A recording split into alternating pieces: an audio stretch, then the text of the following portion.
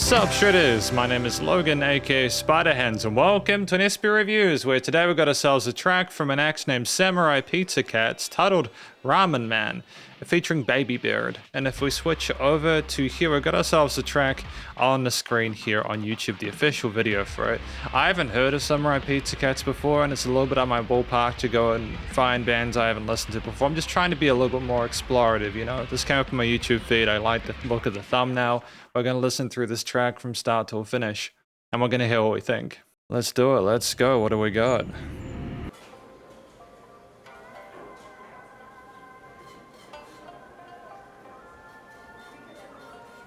Mashi mashi.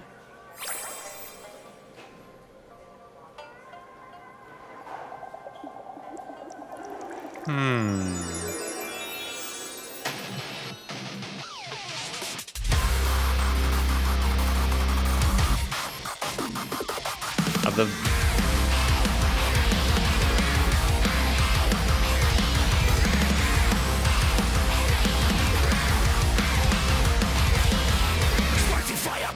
Spicy fire every night, terrifying villains fear. Ramen Man is always near. You're around a Spider-Man is shooting notice from his hand. The tree is set up in the sky. Ramen Man will never die. I mean, it's ferociously heavy, isn't it? But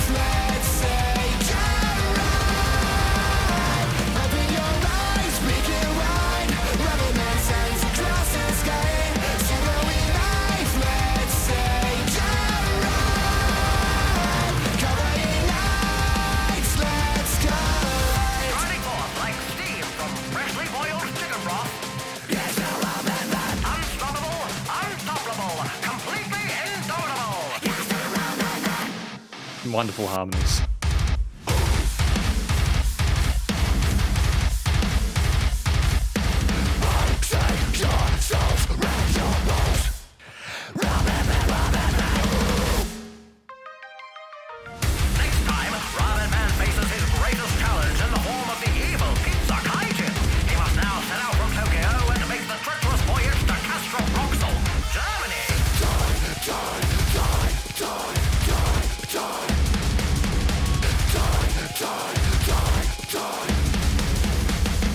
Open your eyes, make it wide. Ramen Man signs across the sky. Sugar-ing life, let's take a ride. Open your eyes, make it wide.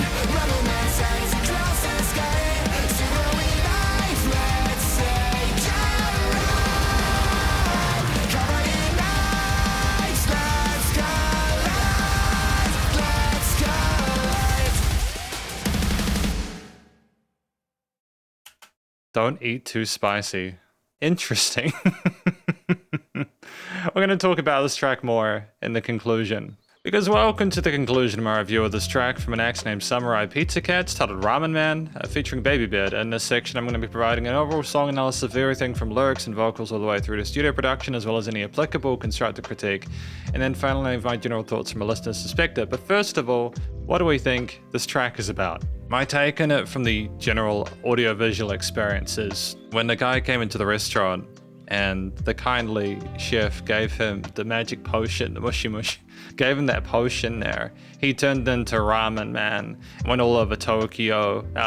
We had their Baby Beard helping him out as sidekicks or as a team there.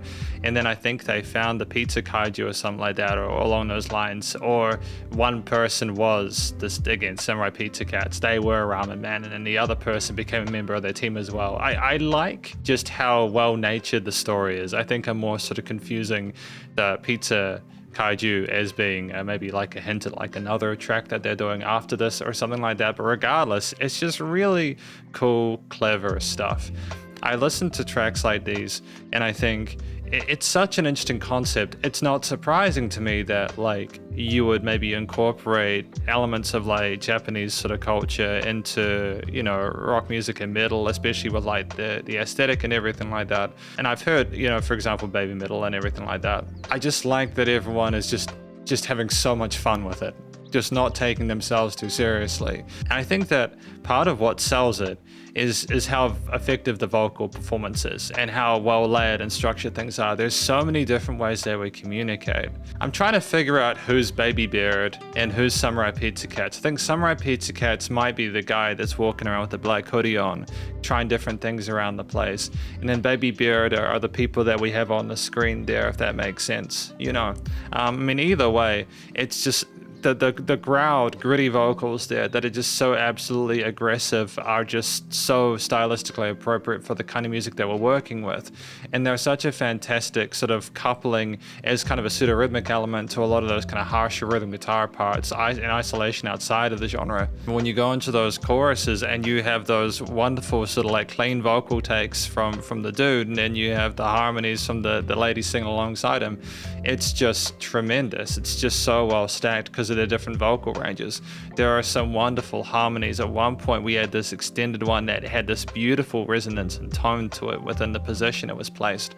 We just, you know, when you couple really compelling, effective, harsher vocal growls and everything like that with those poppy, catchy, you know, like earwormish kind of melodies and those hook sections, it's just an absolute no-brainer. It's such an A and B side contrast that it works so effectively. And we've got a lot of different instrumental parts within this. It's quite a lush and well layered track. I like the combination of the electronic and sort of rock and metal components.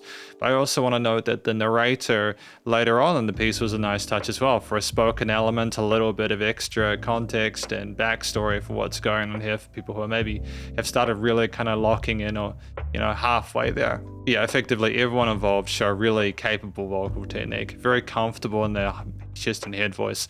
The fresh kind of growlish technique there was sustainable, and there was never a point of confusion or a lack of understanding of what's going on. I think we're doing the gritty vocals to sound heavy, and we were doing the kind of like really colorful, pretty vocal harmonies to make it sound a lot catchier and more fun, exciting, and exuberant. This track at 3 minutes 40 is very well fleshed out, as I mentioned earlier. Granted, the video itself is 3:40 and the track itself might be a bit shorter, but just the sound design from the little kind of magical sounds of the potion and pouring things in, the foley work on the actual music video itself was done very well. And as you have those guitars come in at the start there's an instant speed to those rhythm parts that it's filtered, but it's also, it lets you know, hey, we're not doing doomish chug chugs here. There's going to be some speed and pace to this. This is not a slow tale. Things are about to amp up.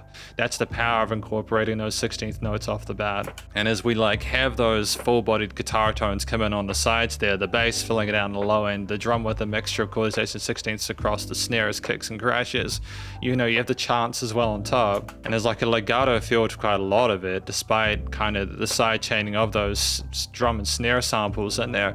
It's exuberant. Everything is very exciting after things kind of build up. You know, it takes a bit of a while to get into it with the kind of beat boopy kind of synthy sounds we have amongst the kind of chords ringing out, you know, as we kind of crescendo into that full pulse. And those kind of jungle-ish kind of samples that we have there kind of boosting things up and rising are fantastic as well, but just so much within the first 30 seconds to appreciate. And a big strength of this is even those lower key sections, such as around the 40-second mark where he's kind of against the vending machine there. that you give the kind of synth leads there popping around. They have this cute, innocent tone to them that's very sort of playful, but then you can hear the distorted guitars as well. You know they mean business. It's just fantastic juxtapositions there.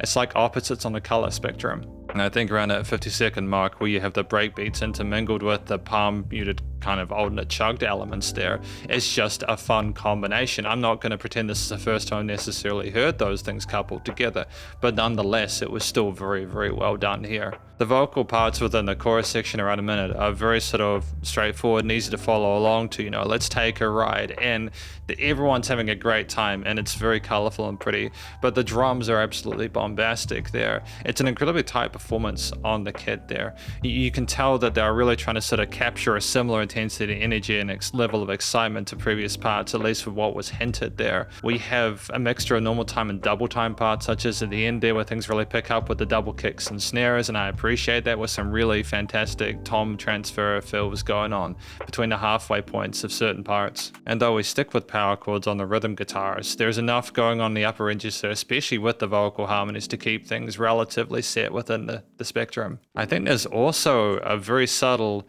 arpeggiating keyboard there that's like a sequencer that's going on in the background there, and that's stunning. It's such a nice touch. It's just constant oscillating movement there, and amongst everything else going on, we really are spoiled. And there's like about 4 or 5 different sections within this track there. There are so many twists and turns there. Going halftime around the 1:30 mark, for example, as the guy sitting down, is just a nice visual touch there. You're taking a pause for a moment trying to figure stuff out. And then as we go into the lighter part where we have the 2 lady vocalists from what I presume to be Baby Beard kind of riffing on top of these kind of more playful, kind of video game-ish, kind of like synth arranged kind of bit tuned parts. It's a nice sort of dynamic adjustment from the heaviness of the guitars, bass and drums that we had beforehand. Around the 2:18 mark, after that second chorus there, really getting great use of real estate up until that point. We have things kind of pause for a second as we have the reporter discuss things, a narrator discuss things over top, newscaster, and that's just another chapter within the piece. We could have potentially had like an interlude section with more growls, or maybe an extended kind of clean vocal section, but we have another angle there. We really are not wanting to overplay anything. Before we go into that absolutely redonkulous breakdown there, which is so visceral there. The palm muting, those rhythm guitar parts are so tight. We really, sometimes I look to have lead guitar parts, but we don't need them here. It would just be maybe too much. And there's like a rhythmic unison with some of those kind of harsher vocal parts, as well as the rhythm parts and drums. Like they are aware of each other and there's great chemistry. As we go into further continuation of the narrative part around the 2:40 mark, after that cute little synth motif earlier on leading into the report, the news of the day, it sounds like, oh, okay, we're taking another intermission here. But then you have those heavier drums come in there, and it's a different idea furthermore. And we have more riffs and more chugs and more heaviness with a mixture of like halftime elements there, but with the freneticism or the speed of those sort of alternate pick parts. But then as we go into that middle later, that pre-chorus there, where things are a bit more low-key, without the drums this time, because they're aware that they've had enough of a similar chorus up until that point. And we're just left there after that final chorus there, after the dude got turned into the princess, part of the Ramen Men troupe. And there's just silence after being told, remember to not eat it too spicy. And you're good. You're good. That's the song. I know I just basically spoke my way through how the song was laid out, but I feel like that's the most effective way to discuss why it's effective there. You have a mixture of, thematically Phrygian oriented minor leaning parts. The chorus as well is minor oriented, but there are some, I was going to say chromatics or parallels. That there are some interesting things melodically with some of the synth leads and little motifs and beat boopy kind of elements there within some of the verse parts or the intermission parts. What I like about that is that you typically expect minor notes, such as minor thirds and stuff like that, but I think they play some majors or maybe even like the Dorian with like the sixths or something like that, just for a little bit of a surrealist kind of approach to it. It's almost kind of modally kind of unique in that front there. Like, again, it's not taking itself too seriously. And I think that the focus on the upper range and mid-range with the vocal harmonies in the chorus prevents it from being as kind of like intense and aggressive as the verse parts are and the breakdown elements there. I just think effectively we managed to duck and weave through all these different moods there, while simultaneously capturing the mood, the vibe, what you'd expect in that kind of retro gaming, neon light, fluid kind of like at Tokyo sort of like environment, whilst also being true to what we're trying to accomplish with those sort of like hardcore, those metal and sort of synthy elements by themselves. We've just got so many different styles of things occurring here, but we managed to amalgamate them really neatly, and I don't think there's a note out of place. It's just a really compelling performance and track. Studio recording, mixing and mastering is absolutely fantastic, from the Foley, the very different vocal takes, including narration, lady vocals, male vocals, growl vocals, etc. The guitars, bass, drums, synth pads, risers, any bits of ear candy that we have there. They were wonderfully spread around the sides of the stereo field. Did the music surround you in the headphones? Things went backwards and forwards there, and were very sort of intriguing there. As always, there were adjustments of the intensity of track through filtering and just like taking things away from like a compositional and production perspective. There were no weird resonant frequencies in the frequency spectrum there. Everything had a niche there and felt. It was commercially mixed and mastered and produced there. It was nice and loud. There's pumping, bus compression, limiting handle, side chaining of certain elements. I just feel like I missed stuff, even though I spent 20 minutes talking about this song. There's very little to know. There's no applicable constructive critique for this. I would be interested in reviewing more of what these guys do, primarily because I really enjoyed my time with it. I don't spend a lot of time listening to new music, but I think this has kind of encouraged me to do more, such as Engine de Poitrine last week there, which was really neat. It's just cool to listen to new music, and I think that it's just, with musicians nowadays, it's just success is finding that niche through combining more elements and adding more specificity to it. I wish everyone involved the best of luck in future, but thank you for watching my review of this track from an act named Samurai Pizza Cats, titled Ramen Man, featuring Baby Beard. Hopefully you enjoyed it. If you did, please do go show them some love via their various social medias and the YouTube page, and stay cool and stay safe, and please remember to support your local musicians and artists at this point in time, as they need the help more than ever with all the crazy stuff going on in the world, and I'll catch you in the next SP reviews. Spider Hands out.